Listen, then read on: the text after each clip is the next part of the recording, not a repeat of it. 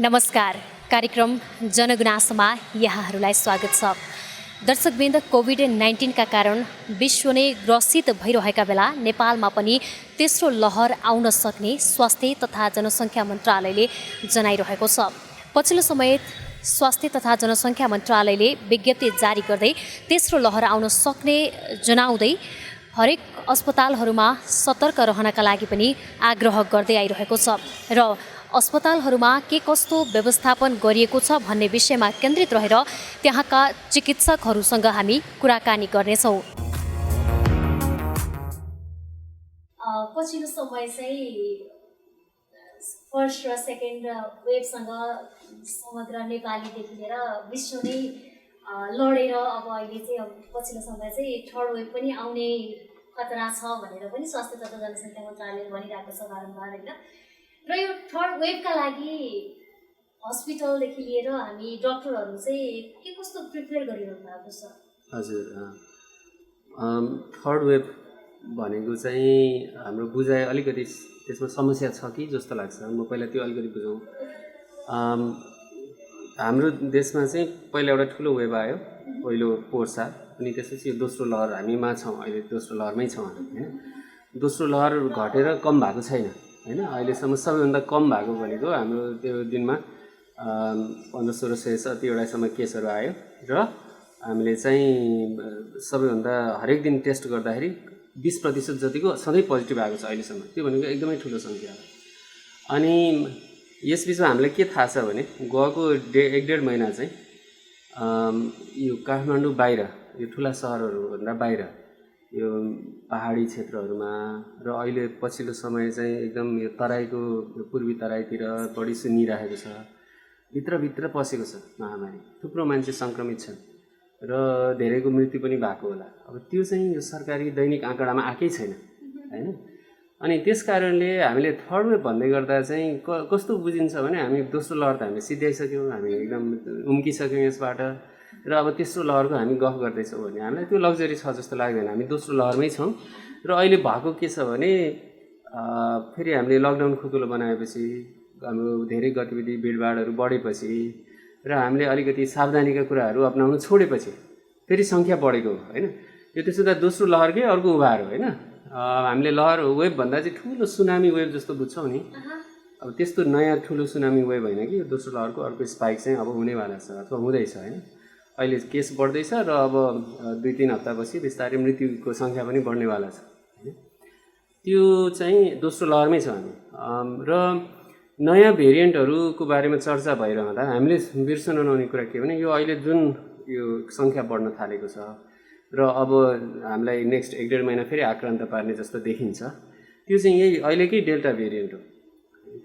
यो डेल्टा भेरिएन्टमा केही नयाँ म्युटेसन देखिएको छ, त्यो उत्परिवर्तन, आनुवंशिक उत्परिवर्तन भएको छ भनेर जुन चर्चा छ, त्यो चाहिँ पहिलो कुरा त त्यो टोटल गरिएका केसहरूमा थोरैमा छ, र अर्को कुरा त्यो उत्परिवर्तन हुँदैमा त्यो चाहिँ हामीले डराउनु पर्ने झन् बढी खतरनाक नयाँ भेरिएन्ट हुन्छ अथवा त्यसबाट चाहिँ झन् बढी रोग बढ्नेवाला छ अथवा मान्छेहरूको इम्युन सिस्टम चाहिँ लाई झुक्याएर पहिले सङ्क्रमण भइसकेका अथवा भ्याक्सिन लगाइसकेका मान्छे पनि सिकिस्त हुन्छन् भन्ने छैन। त्यस्तो त्यो नयाँ भेरिएसनमा अलिकति म्युटेसन देखेका जुन भाइरसको बारेमा चर्चा भइरहेछ, तिनीहरू त्यति अहिले खतरापूर्ण छन् भन्ने चाहिँ पटक्कै कुनै पनि सूचना छैन। तर के बोल्नुहुन्न भने अहिले जुन डेल्टा भेरिएन्ट छ, यो चाहिँ इतिहासमै सबैभन्दा सङ्क्रमणशील भाइरसहरूमध्ये पर्छ। यो आफै एकदम डराउनु पर्ने कुरा हो। त्यसो त हामीलाई नयाँ भेरिएन्ट अर्को चाहिँदैन, यही भेरिएन्ट र अहिले भएकै यही उभार चाहिँ हाम्रो लागि एकदम खतरनाक छ। अनि अस्पतालको तयारीको बारेमा सोध्नुभयो। अब अस्पतालहरूमा चाहिँ अब पहिले चाहिँ हामीलाई यो अलिकति थाहा थिएन, एकदमै बिल्कुल नयाँ भाइरस भयो, अनि कसरी अस्पतालभित्र यो सङ्क्रमण नियन्त्रणका पहलहरू कसरी गर्नुपर्छ, स्वास्थ्य कर्मीहरू कसरी सुरक्षित हुने अथवा अरू अस्पतालका कर्मचारी कसरी सुरक्षित हुने, बिरामीहरूलाई पनि सङ्क्रमित र असङ्क्रमित बिरामीहरूलाई कसरी छुट्टै राख्ने, सावधानीहरू अपनाउने भन्ने कुरा सुरुमा थाहा थिएन। अब अहिले चाहिँ यो 2-3 चोटि भएकोबाट अलिकति रुटिन जस्तो भयो। त्यसो त हामी त्यति आत्तिएका छैनौँ अस्पतालको हिसाबले चाहिँ होइन। अब एक हिसाबले कोरोना भाइरसका सङ्क्रमित बिरामीहरूको सङ्ख्या बढ्न थाले, कहाँ राख्ने होइन, अनि त्यस्ता कुराहरू र अब इन्फेक्सन कन्ट्रोल नर्सहरू हाम्रो सक्रिय हुनुहुन्छ त्यसमा।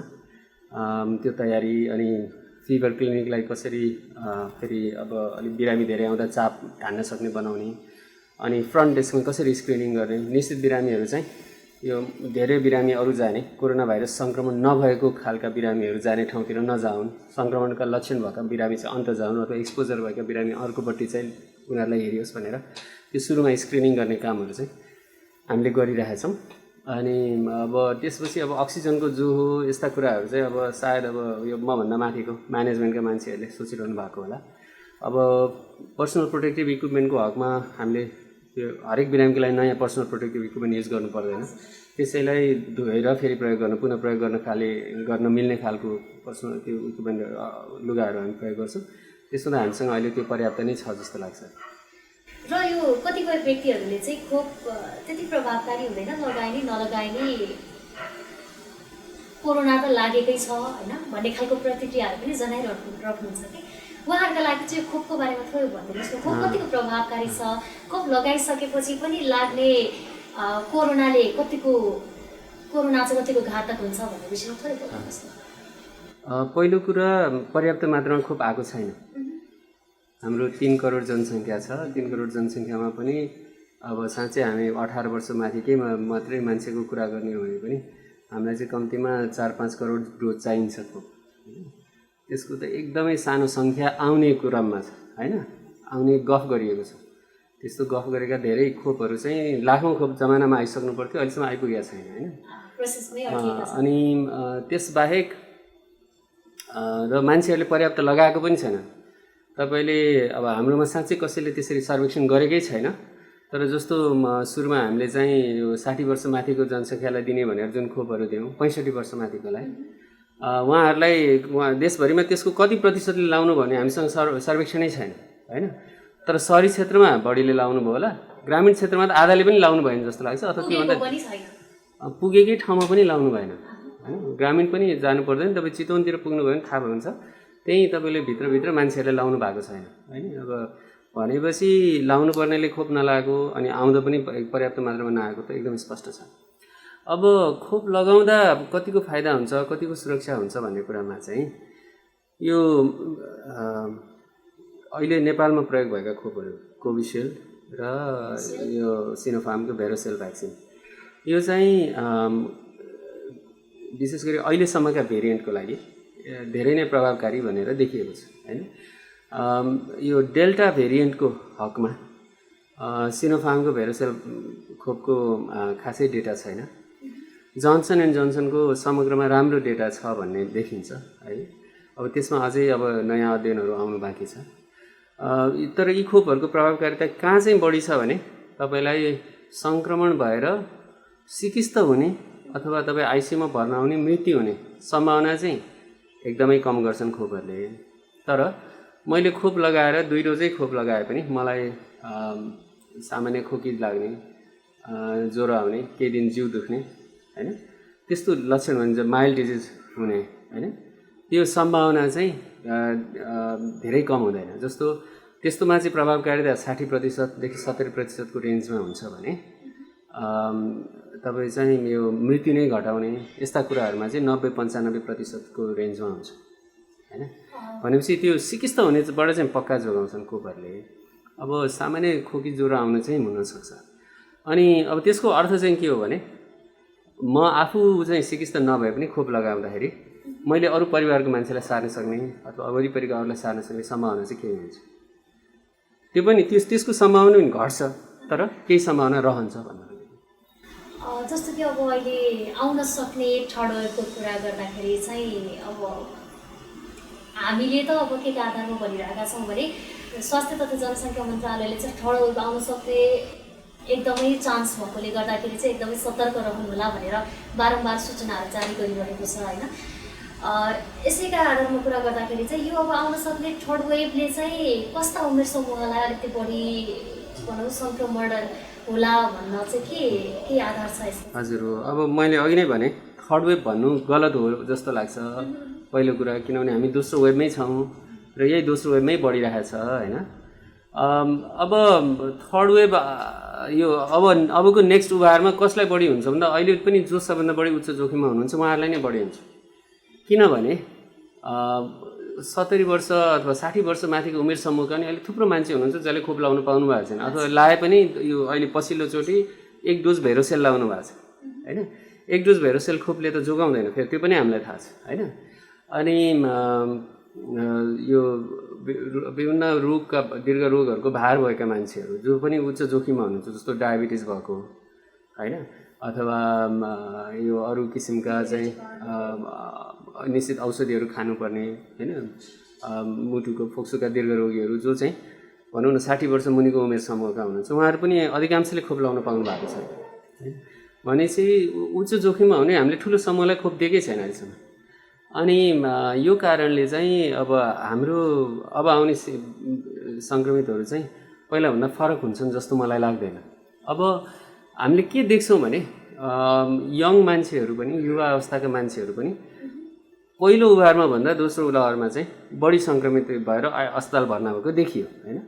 त्यसको कारण चाहिँ के हो भने यो भाइरस चाहिँ पहिलेको भन्दा धेरै बढी सङ्क्रमणशील थियो र केही हिसाबले अलिक घातक पनि छ जस्तो देखिन्छ पहिलेको त्यो भेरिएन्ट भन्दा।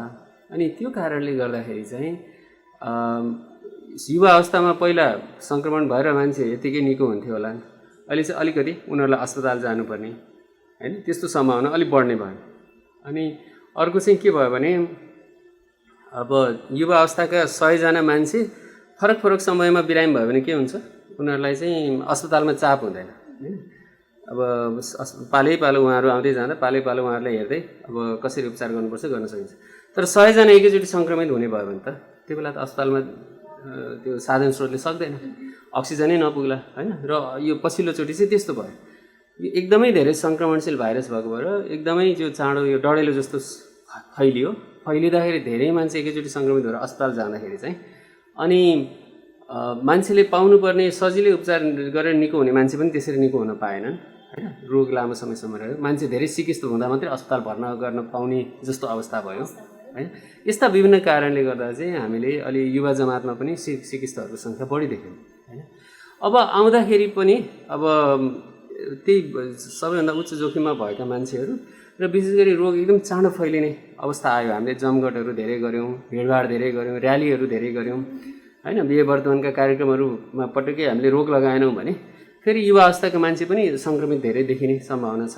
अब बालबच्चाको हकमा चाहिँ अब यो एकदमै भ्रामक तरिकाले यो सूचना सम्प्रेषण गरिएको थियो सरकारकै तर्फबाट यो बच्चा बच्चीलाई हुन्छ अस्पतालहरूले 20% बेड छुट्याउनु यस्ता कुराहरू गरिएको थियो। अहिले उहाँहरू आफै त्यसमा ब्याक ट्र्याक गर्नुभएको छ। उहाँहरूले चाहिँ त्यो तपाईँले पछिल्ला केही पोस्टरहरू हेर्नुभयो भने बच्चामै सङ्क्रमण बढी हुन्छ भन्ने छैन भन्ने खालको कुराहरू तपाईँले देख्नुहुन्छ र त्यो साँच्चै हुन पनि त्यस्तै हो। बच्चाहरूमा सङ्क्रमण अरू उमेर समूहमा जस्तै उति नै जोखिम छ बच्चाहरूमा सङ्क्रमण हुने। 1 वर्ष मुनिका बच्चालाई चाहिँ सिकिस्त हुने जोखिम अलिक बढी हुन्छ तर 1 वर्षदेखि 15-16 वर्षसम्मका बच्चाहरूलाई चाहिँ खासै बढी जोखिम हुँदैन। त्यस्ता उमेरका बच्चाहरूमा चाहिँ इन्फ्लुएन्जाभन्दा धेरै बढी यो घातक छैन हैन। बच्चाहरूमा चाहिँ सङ्क्रमण भएर लक्षणै थाहा नहुने अथवा सामान्य लक्षण मात्रै हुने सम्भावना बढी हुन्छ। खालि हामीले जनस्वास्थ्यका मेजर्सहरू अपनाउँदाखेरि स्कुलहरू बन्द गर्ने यो सब चाहिँ मुख्य बच्चाहरूकै लागि भन्दा पनि बच्चाहरू मार्फत परिवारमा अरूलाई सर्ला समाजमा अलि दीर्घरोगी अथवा यो सिकिस्त हुने सम्भावना बढी भएका मान्छेहरूलाई सर्ला भनेर त्यो नियन्त्रण गर्नु परेको हो। अहिले बच्चाहरूमै यो नयाँ लहर आउँदा फेरि धेरै सङ्क्रमित हुने सम्भावना म देख्दिनँ। अब विज्ञप्ति पत्रिकामा आएका समाचारहरू मात्रै पढ्ने हो मैले पनि। अब व्यवहारमा के भइरहेछ भन्दाखेरि चाहिँ समुदायमा सङ्क्रमण कसरी नियन्त्रण भइरहेछ मैले चाहिँ त्यो हेर्छु हैन। त्यो भनेको चाहिँ हामीले जस्तो 1 महिना अगाडि एकजना मान्छे पोजिटिभ हुँदा उसको वरिपरि कतिजना कन्ट्याक्ट ट्रेस गऱ्यौँ कतिजनालाई हामीले टेस्ट गर्न पठायौँ उसको एक्सपोजर भएका मान्छेहरूलाई हैन। कतिजनालाई आइसोलेट गऱ्यौँ कतिजनालाई क्वारेन्टिनमा राख्यौँ हैन। र अहिले त्यो 1 महिना यता आउँदाखेरि हामीले साँच्चै राम्रो काममा सुधार गरे भए कतिजना बढी पोजिटिभ पत्ता लगायौँ हैन। उसको वरिपरि कतिजना पोजिटिभको वरिपरि हरेक पोजिटिभको वरिपरि कतिजनाको कन्ट्याक्ट ट्रेसिङ गऱ्यौँ कतिजना एक्सपोज मान्छे पत्ता लगाएर टेस्ट गर्न पठायौँ त्यो फरक हेर्ने हो हैन। त्यो फरक बढे के अरे मा सुधार भएको जस्तो देखिँदैन त्यो हेर्दाखेरि हैन मैले हेर्दा चाहिँ। अर्को कुरा टेस्ट पोजिटिभिटी रेट छ हैन। तपाईँले चाहिँ यो यत्रो 1.5-2 महिनादेखि होइन त्यो तपाईँले चाहिँ 20% भन्दा तल झार्न सक्नु भएकै छैन होइन। हरेक दिन जति परीक्षण गरिन्छ त्यसको 20% पोजिटिभ छ भने तपाईँले टेस्ट गरेको एकदम अपुग छ होइन। र के स्पष्ट छ भने देशको विभिन्न भागहरूमा जहाँ असाध्यै केस बढाएको छ नि त्यहाँ टेस्टै छैन होइन। समाचारहरू त्यसै गरी आइरहेछन्, मान्छेहरू बिना टेस्ट यतिकै ज्वरो आएर लडिरहेछन्। अनि र अहिले त अझै त्यो टेस्ट पोजिटिभ रेट झन् बढ्दैछ होइन। यी विभिन्न कारणले मैले चाहिँ त्यस्ता सूचकहरूको आधारमा भन्दाखेरि चाहिँ अहिलेसम्म केही मैले तात्विक हिसाबले केही नयाँ परिवर्तन भयो जस्तो लाग्दैन मलाई चाहिँ उहाँहरूको अप्रोचमा काम गराइमा। अब खोपको कुरा गर्दा खोप एक जति मात्रामा पाउनु भएको छ प्रभावकारी पनि भएको छ होइन। र खोपको विकल्प के हुन सक्ला सर? खोपको विकल्प केही पनि छैन। खोपको महामारी नियन्त्रण गर्ने दुईवटा तरिका हो। एउटा तपाईँले व्यापक रूपमा खोप लगाउन सक्नुभयो, पुर्याउन सक्नुभयो र सबैले खोप लगाउनु भयो भने होइन, खोपभन्दा पनि खोप कार्यक्रम सफल भयो भने होइन, एउटा त्यो हो भने अर्कोतिर चाहिँ तपाईँको जनस्वास्थ्यका पहलहरू सफल भयो भने होइन। यो डेल्टाभन्दा अगाडि चाहिँ कस्तो थियो भने तपाईँको जनस्वास्थ्यको पहल एकदम चुस्त हुँदा तपाईँले चाहिँ साँच्चै सीमामा कन्ट्रोल गर्दा एक्टिभ सर्वेलेन्स केस फाइन्डिङ राम्रोसँग गर्न सक्दा र त्यो कन्ट्याक्ट ट्रेसिङ क्वारेन्टाइन आइसोलेसन राम्रोसँग गर्न सक्दा तपाईँले चाहिँ यो महामारीलाई एक हिसाबले शून्यमा झार्न सक्नुहुन्छ। सीमाभित्र छिर्नै नदिने, समुदायमा फैलिनै नदिने गर्न सक्नुहुन्छ भने विभिन्न देशहरूका उदाहरणहरूले देखाएको थियो। अब अहिले आएर चाहिँ तिनै देशहरूमा पनि यो डेल्टा भेरिएन्ट आएपछि चाहिँ यो चाहिँ असाध्यै बढी सङ्क्रमणशील भएको भएर त्यतिले मात्रै नपुग्ने जस्तो देखाएको छ। त्यस्तो ठाउँमा पनि फैलिरहेछ। भलै त्यहाँ चाहिँ उनीहरूको जनस्वास्थ्यका कार्यक्रमहरू त्यो संरचना संयन्त्र प्रणाली राम्रो भएको कारणले चाहिँ त्यहाँ एकदमै बेसरी हाम्रो देशमा जस्तो नफैलिकन केही नियन्त्रित गतिमा फैलिरहेको होला। महामारी नियन्त्रण गर्न यो दुईटै चिज चाहिन्छ। एकातिर खोप चाहिन्छ भने अर्को चाहिँ जनस्वास्थ्यका पहलहरू राम्रोसँग गर्नुपर्ने। तर अरू कुनै विकल्प त छ जस्तो मलाई लाग्दैन। जस्तो कि अब कोभिड आउनुभन्दा अगाडि भनेको सबै प्राय चिकित्सकहरू आफ्नो सामान्य नर्मल ड्युटी गर्नुहुन्थ्यो, जानुहुन्थ्यो होइन। र अहिले अब पछिल्लो समय चाहिँ कोभिडले गर्दा एकदमै चिकित्सकहरूलाई नै चाप बढेको छ। हस्पिटलमा पनि ड्युटीका ड्युटी पनि परिरहेको अवस्था देखिन्छ प्राय हस्पिटलहरूमा होइन। चिकित्सकहरूको कुरा गर्दाखेरि चाहिँ यो कोभिडले गर्दाखेरि अलिक बढी मारमा परेको हो कि चिकित्सकहरू भन्ने पनि देखिन्छ। यसमा चाहिँ के छ हजुरको धारणा? स्वास्थ्य कर्मीहरूलाई अनेक किसिमका तनाव अथवा चुनौतीहरू छन् होइन। यो पहिलो कुरो सम्पूर्ण समाजलाई चुनौती छ होइन। यो यत्रो 100 वर्षमा यति ठुलो चुनौती हाम्रो सम्पूर्ण मानव समुदायलाई विश्वभरि कहिले पनि आएको थिएन। अनि अब त्यसो हुँदा हाम्रो मात्रै चुनौती ठुलो भन्ने पनि कुरा भएन। स्वास्थ्य कर्मीहरूमा अझै म त आफूलाई भाग्यमानी ठान्छु। अब मैले मास्क पाएको छु, मैले पर्सनल प्रोटेक्टिभ इक्विपमेन्ट पाएको छु। मलाई योसँग कसरी जोगिनुपर्छ, कसरी जोगिन सकिन्छ भने त्यो भनौँ न त्यो प्राविधिक पक्षको पनि अलिक बढी एक्सपोजर भएको भएर मलाई अलिकति आत्मविश्वास पनि छ यसो गर्दा बाँचिन्छ भन्ने होइन। अब भ्याक्सिन पनि टाइममै लाउन पाएँ होइन। कति स्वास्थ्य कर्मीहरूले चाहिँ गाउँघरमा अब पर्सनल प्रोटेक्टिभ इक्विपमेन्ट पाउनुहुन्न, त्यो किसिमको सपोर्ट पाउनुहुन्न। अनि अथवा बिरामीहरूलाई अनुशासनमा राख्न सकिँदैन होइन। हामीले मास्क लगाउनु भन्दा बिरामीले मास्क लगाएर मात्रै छिर्ने बनाएको छौँ यहाँ त। कति ठाउँमा मास्क लगाएर नछिर्ने हुनसक्छ होइन। कति ठाउँमा व्यक्तिगत ज्यानलाई खतरा छ, स्वास्थ्यकर्मी कुटिएको, त्यस्ता कुराहरू हामी सुन्नमा आइरहेको छ। र अब यो महामारी बढ्दै जाँदा, तनाव बढ्दै जाँदा, यो बेडहरूको चाप बढ्दै जाँदा स्वास्थ्यकर्मीमाथि आक्रमण हुने त्यस्ता कुराहरू पनि बढ्लान् होइन।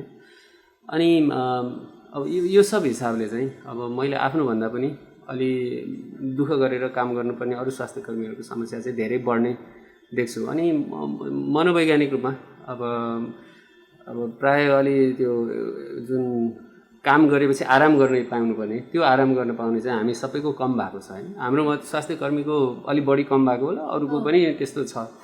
आराम कम हुने हुँदाखेरि एउटा तनाव त्यो सब चाहिँ भइरहेछ। अन्त्यमा अझै पनि होइन छोटोमा सावधानी कसरी अपनाउने अलिक सर्वसाधारणका लागि छोटो सबैभन्दा महत्त्वपूर्ण कुरा मास्क लगाउने, किनभने हावाबाट सर्ने भाइरस हो। मास्क लगाउँदा ट्याप्प मिल्ने, राम्रोसँग सिल हुने गरी, वरिपरिबाट हावा नछिर्ने गरी लगाउने होइन। सकेसम्म यो डेल्टा भेरिएन्टको लागि N95 मास्क लगाउने, नभए डबल मास्क लगाउने होइन, कपडाको र सर्जिकल मास्क होइन, त्यसरी मिलाएर त्यसरी लगाउने। अनि अर्को चाहिँ भिडमा नजाने, बन्द स्पेसमा सकेसम्म नबस्ने, अरू मान्छेहरूसँग नबस्ने, यो विभिन्न सामाजिक गतिविधि कार्यक्रमहरू असाध्यै कम गर्ने, बन्द गर्ने, सकेसम्म नगर्ने नै। अनि अर्को चाहिँ अब यो दूरी कायम गरेर हात धुने होइन, अथवा सेनिटाइजर प्रयोग गर्ने, यो चाहिँ जनताले गर्न सक्ने कुरा चाहिँ हो। अब राज्यले गर्ने कुरा त धेरै छन्। अनि जनताले गर्ने अर्को चाहिँ खोप पाउँदा खोप लाउन जाने कुरा। पछिल्लो समय चाहिँ अब स्वास्थ्य तथा जनसङ्ख्या मन्त्रालयले पनि अब थर्ड वेभ आउने भनेर भनिराख्दाखेरि चाहिँ अब हस्पिटलहरूमा पनि अलिकति सतर्क रहनका लागि भनिरहेको छ। हाम्रो यो B&B हस्पिटलमा चाहिँ के कस्तो तयारी गरिरहनु भएको छ? होइन, अब हाम्रो हस्पिटल भनेर अहिले हाम्रो हस्पिटल कोभिड हस्पिटल होइन र कोभिड वार्डहरू पनि छैन, तर हामीले आउने बिमारीहरूलाई चाहिँ सचेतना दिन्छौँ। तर जो बिमारी भर्ना हुने हुन्छ उनीहरूलाई चाहिँ PCR गरेर मात्रै चाहिँ भर्ना गर्छौँ। PCR गरेर रिपोर्ट आउनु अगाडि प्रि आइसोलेसनमा राख्छौँ। त्यसपछि गएर यदि नेगेटिभ आयो जेनरल वार्डमा जानुहुन्छ उहाँहरू, र पोजिटिभ आयो भने हस्पिटल नै भर्ना गर्नुपर्ने केसलाई चाहिँ हामीले अर्को हस्पिटल ट्रान्सफर गर्छौँ जहाँ कोभिड वार्ड छ। र घरमा बसेर हुने बिमारीहरूलाई हामीले चाहिँ एडभाइस गरेर घरमा कसरी बस्ने भनेर कोभिडको जुन चाहिँ रुल्स भनौँ अथवा रेगुलेसन भनौँ होइन, आइसोलेसनमा बस्नुपर्ने त्यो कुराहरू सबै चाहिँ सम्झाएर अनि हामीले घर पठाउँछौँ। र यो थर्ड तपाईँको कोभिड-19 को अब थर्ड वेभ आउन सक्ने भनेर भनिराख्दाखेरि चाहिँ यो कतिसम्मको घातक भनौँ, कतिसम्मको जोखिम ल्याउन सक्छ यसले चाहिँ? अब अहिलेसम्म अरू ठाउँमा हेर्दाखेरिमा यो चाहिँ जोखिम नै हुन्छ भन्ने छ। किन भन्दा भाइरस हो, भाइरस भनेको म्युटेसन हुन्छ धेरै, तर यो कोभिड भाइरस चाहिँ एकदम छिटो छिटो चाहिँ म्युटेसन भइराखेको हुनाले र जस्तो हामीले देखिराखेका छौँ, सुरुमा एउटा टाइप थियो भने पछि अर्को दुईवटा भयो होइन, अल्फाबाट बिटा भयो, त्यसपछि डेल्टा आयो। डेल्टा भेरिएन्टले चाहिँ सेकेन्ड वेभमा एकदमै सङ्क्रामक रूप लियो। हामीले विश्वको हेर्न सक्छौँ, हाम्रो आफ्नै देशको अवस्था हेर्न सक्छौँ। किन भन्दा फर्स्ट वेभमा हामी कहाँ जम्मा 3000 जति मात्रै डेथ भएको थियो भने अहिले सेकेन्ड वेभमा त 9000 नाग्यो। र डेल्टा भेरिएन्ट सङ्क्रमित थियो भने थर्ड वेभ जब आउँछ, थर्डमा चाहिँ अब delta variant plus delta plus आउँछ। साथसाथै हालसालै देखिएको अर्को नयाँ जुन भेरिएन्ट नेपालमा पनि देखिएको छ त्यो पनि आउँछ। त्यो आउँदाखेरिमा के छ भन्दा सुरुको फर्स्ट वेभको भन्दा यो डेल्टा प्लस र नयाँ भेरिएन्ट बढी सङ्क्रामक हुन्छ भनेर देखिएको छ, जसले चाहिँ सम्पूर्ण जनसमुदायलाई चाहिँ असर गर्छ। भन्नुको मतलब वृद्ध, बाल बच्चा, महिला, पुरुष सबै एज ग्रुपको सबै वर्षकोलाई चाहिँ असर गर्छ र थर्ड वेभ अझ खतरनाक हुन्छ यदि हामीले समयमै सचेत भएर प्रिपेयर गरेनौँ भने। अब यसको चाहिँ तपाईँको अहिले विभिन्न प्रकारका खोपहरू आइरहेका छन् नेपालमा पनि, र प्रायः जस्तो नेपालीहरूले पनि खोप लगाइरहनु भएको छ होइन। र खोप नलगाउने व्यक्तिहरूले चाहिँ खोप लगाए पनि र नलगाए पनि हुन त एउटै रहेछ भन्ने खालको प्रतिक्रियाहरू पनि दिइरहनु भएको छ कि, त यो खोपले चाहिँ कोभिडमा चाहिँ कस्तो भूमिका खेल्ने रहेछ त? धन्यवाद, यो एकदम राम्रो प्रश्न सोध्नुभयो। खोपले धेरै नै राम्रो चाहिँ काम गरेको छ। त्यसले चाहिँ किन खोप लगाइसकेपछि हामी नै अब जस्तो स्वास्थ्य कर्मीहरू पहिलो वर्ष खोप थिएन, त्यति बेला सबैमा एकदम त्रास थियो, बिमारी छुने कि नछुने, छोए कसरी छुने, कति प्रिकसन लिने, त्यसमा चाहिँ कसरी सर्छ भन्ने कुराहरू पनि एकदमै क्लियर कट थिएन होइन। त्यसले गर्दा थियो भने अहिले जब खोपहरू पनि आयो त्यसको साथसाथमा पहिलो वेभले के गर्यो भने हामीलाई चाहिँ प्रिकसन लिनको निम्ति जुन इक्विपमेन्टहरू जुन चिजहरू हामीले प्रयोग गर्ने त्यो पनि बन्यो।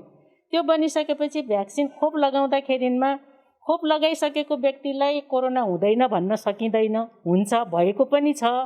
पहिलो डोज मात्र लाउनेलाई नि भएको छ, दोस्रो डोजै लगाइसक्नेलाई नि भएको छ होइन, अथवा एउटा सिङ्गल डोज लाउने भ्याक्सिन लगाइसकेकोलाई नि भएको छ। तर खोप लगाइसकेपछि चाहिँ कोरोना जसलाई भएको छ उहाँहरूको चाहिँ जुन बिरामीको चाहिँ त्यो सिरियसनेस छ नि कम छ, र दोस्रो वेभमा भ्याक्सिन लगाइसकेर चाहिँ बिरामी हुनेहरूमा डेथ भएको छैन, मोर्टालिटी भएको छैन, पहिलाको जस्तो क्रिटिकल भएर आइसियुमा भेन्टिलेटरमा राख्नु परेको छैन। त्यसैले खोपले काम गरेको छ र गर्छ। त्यसैले खोप सबैले लगाउनुपर्छ। सबै भ्याक्सिनको राम्रो नै नतिजा छ अहिलेसम्मको रिसर्च पेपरहरू पढ्दा हेर्दाखेरिमा पनि। जस्तो कि खोप लगाएपछि भने मोर्टालिटी रेट निकै नै न्यून देखियो होइन त पछिल्लो समय? खोप लगाएको व्यक्तिहरू चाहिँ मृत्यु भएन त्यो हो, र सिरियस पनि भएन। जुन पहिला चाहिँ पहिलो वेभमा चाहिँ भ्याक्सिन थिएन त्यो बेलामा आइसियुमा राख्नु पर्यो, त्यसपछि गएर प्लाज्मा थेरापी दिनु पर्यो, रेमडेसिभिर दियो होइन, त्यो चाहिँ कम भयो भ्याक्सिन लगाइसकेको व्यक्तिहरूलाई कोरोना हुँदा। जस्तो कि अब यो खोपको विकल्प भनेको अरू के हुनसक्छ? खोपको विकल्प भनेको खोप पाएसम्म लगाउनु नै राम्रो हो, सबैले लगाउनु राम्रो। हर्ड इम्युनिटी आएपछि त्यसले चाहिँ सबै चिज घटाउँछ।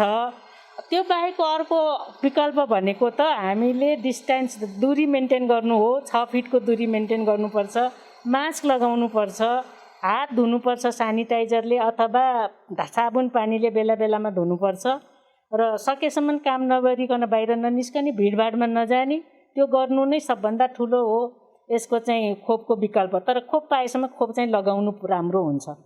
धन्यवाद। हस्, धन्यवाद तपाईँलाई पनि।